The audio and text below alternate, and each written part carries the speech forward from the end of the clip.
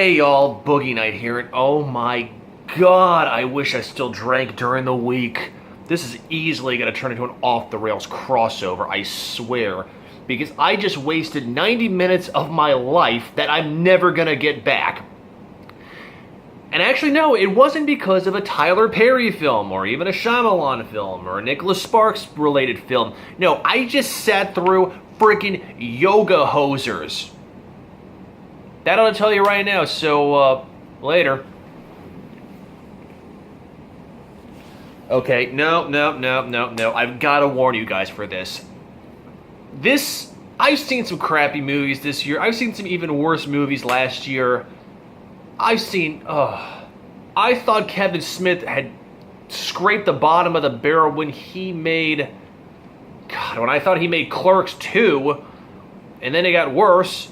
This is easily the worst Kevin Smith movie I have ever seen. The title ought to tell you something right there. Now, before you start ragging and saying, okay, Boogie Night doesn't like Kevin Smith, hating on Kevin Smith first. No, I don't hate on Kevin Smith first. First I have my coffee, then I read the paper, and then... No, I'm just kidding. I loved Kevin Smith's older stuff. I'll be honest with you guys. God, some of my first inside jokes with Hardcop 311 when I was still living up in D.C. were based around Clerks. Hell, Hardcop and I had a Kevin Smith marathon one time back in the day where we watched Clerks, which was great. I still love some of the scenes from that movie. Mallrats. Not as good as Clerks, but let's face it, Clerks set the bar. Mallrats is a little down here.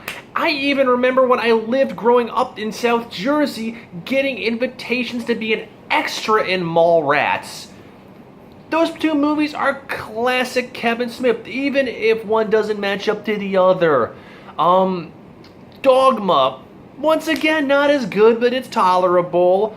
Chasing Amy, that was fair enough. Once again, okay, whatever. Jay and Silent Bob Strike Back, okay, yeah, it's still kind of along the lines, plateaued out. Clerks 2. I think Hardcop and I almost walked out of that movie. And then all of a sudden, Kevin Smith just gets on this Canada bender with a movie like Tusk, which was horrible, and now this piece of garbage. Yoga Hosers. Yeah, I get it. Canada jokes are funny if you're 10 and or high.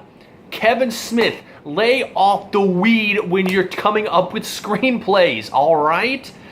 This movie makes Medea... No, let me go even worse. Okay, I can't get any worse. This movie makes Medea, any Medea film, look like Citizen Kane.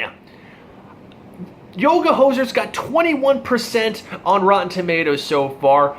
Ballistics X vs. Sever got 0%. I would rather sit through Ballistic again than watch this movie. I don't even know where to begin at just how stupid and schlocky this movie is. This is going to be so jumbled together. Okay, so let's set the stage. Obviously, you know we're in for a whirlwind of dumb Canada jokes. And teenage Canada jokes. My God, I am not a fan of Johnny Depp from his constant Tim Burton nonsense, but good Lord, man, are you that hard up for money? Do you owe Kevin Smith a favor? Does he have blackmail on you?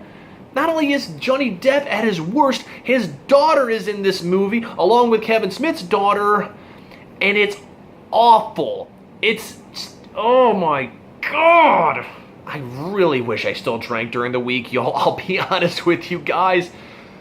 First of all, okay, I keep talking about bad Canada jokes. First of all, the accent. Over the top and forced. To the point, it's down to their text messages. Yes, I get it. When you're in the Great White North, you talk about this, you do this, we're gonna go out over there. It's in their text messages. The two girls, which are teenagers, obviously, are literally texting to each other saying, "Get me out of here. We need to go out. We need to do this. We're a bunch of hosers." And they're even texting it, like I said.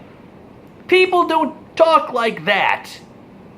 I mean, okay, yes, I say y'all when I text some of my friends, and it's meant to be ironic and funny. I don't do it on purpose. I don't say right quick in text. I don't draw it out like I caught the vapors and had to sit down on the veranda. I do declare. No!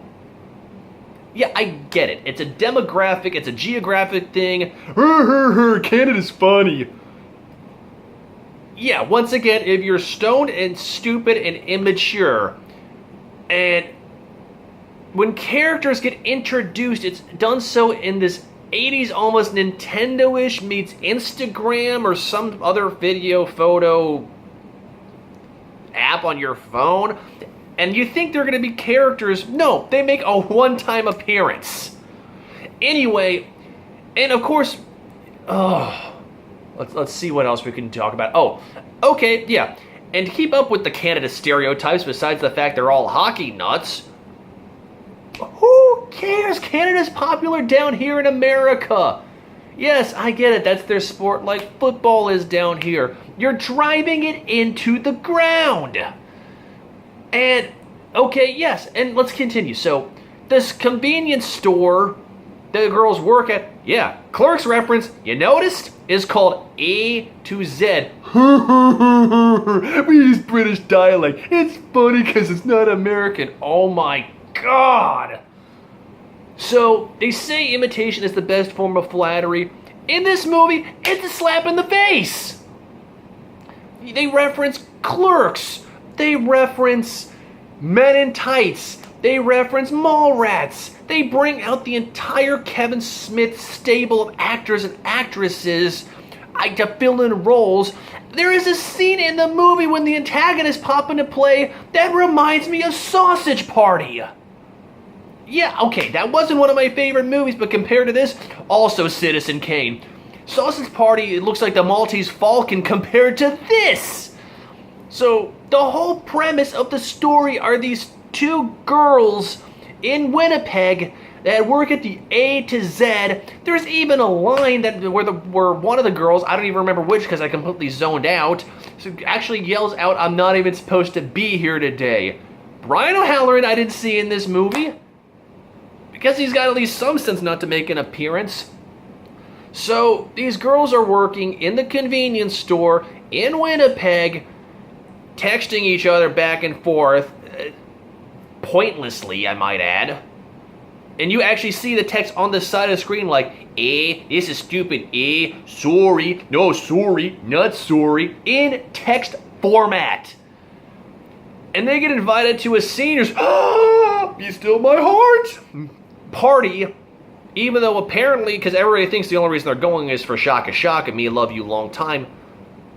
And they have to work in the convenience store the night of the party. And somewhere during the course of this movie, you find it in Canada, there is a Nazi party that lives in Manitoba. But wait, there's more. The antagonists of this movie are not the day or missing the party. There was genetic experimentation on Nazis to, wait for it, reveal something called Bratzies. Nazis in the form of miniature bratwursts. Yeah. I don't even know where to go with this. They chase the girls around the convenience store until they get the right idea to just squash them and kill them. And they team up with legendary monster hunter, wait for it, Johnny Depp. Once again, are you that hard up for a role? Just spend 5 minutes playing with the butter whacking in an Alice movie. You'll be in the black in no time. Before I really want to drink myself into a stupor. I would rather watch Through the Looking Glass than this. I would rather watch Tim Burton. And you know how I feel about him, y'all. It's the most pointless movie. It was just 88 minutes to be technical of just nothing but Canada stereotypes when a lot of the Canadians I know don't sound a thing like it. Maybe I'm old-fashioned. Maybe I'm not up in the times about the constant texting going on betwixt the millennials and the younger generations. Constantly. There's literally one scene, they're standing next to each other at the counter like Dante and Randall, and they're just texting each other. Oh, if this is what the future generation of the world is like, oh my God. Just fly me to the moon already and just get me out of here, because I am scared.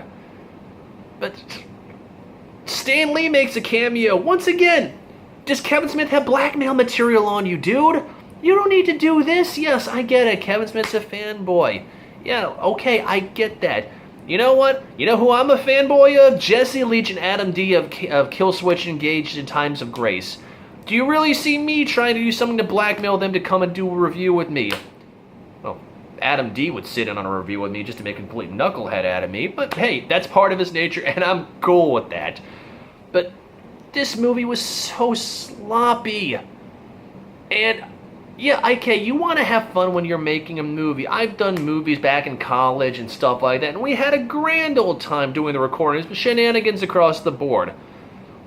But it's like they just decided somebody was just pumping laughing gas and weed vapor, and they just decided to get stupid and go, hey, you know what? This isn't going to sell. We're not going to make money, unless, of course, it's just because Kevin Smith's name is attached to it. Once again, I like Chris Nolan. But if a movie Chris Nolan released sucks, I'm not going to watch it. I'm looking at my movies over there. Rob Reiner. If he releases a movie that's not that good, yes, I love Stand By Me, but I'm not going to watch a movie if it sucks just because his name is attached. I'm not going to buy a Killswitch Engage or Cell Dweller album if it sucks just because I like the band. Please, Kevin Smith, stop stoning up before you make a movie. He's making a Clerks 3 and a Mallrats 2. If it's any evidence about how he's gone downhill since Strike Back or even Jersey Girl, I am scared. I was so close to walking out of this movie, but I've never walked out of a movie before, and I'm still not going to do it. Hell, if I had to watch Hillary's America, take that as you want politically. I'm not saying anything. I just know that I've heard horrible reviews on both parties. I would still sit through it. But once again, guys, between the characters, the acting, subpar, bad script, even the characters were just, the names of the actors were just, they were just begging for laughs. I don't even know where to continue with this. There's the plot in a nutshell. Don't waste your money at the theaters. Don't waste your time at Redbox or Netflix. If you are high or a stoner and you want to go see a stoner flick, don't watch this. Watch whatever else is out there. I don't know. Watch The Hangover. Watch Hot Tub Time Machine. I don't know. Don't waste your time. If you want to watch a Kevin Smith movie about stoners, watch any of the Jay and Silent Bob movies, alright? Watch Strike Back. Watch Dogma. Watch... God, if you want to watch something this movie gives homage to, watch anything else. Watch Sausage Party. Watch a Mel Brooks film. Because between Blazing Saddles, Young Frankenstein, and Men in Tights, the movie makes references to that, but in the poorest way possible. I know I've only talked about the plot nutshell. That's the entire plot. Alright?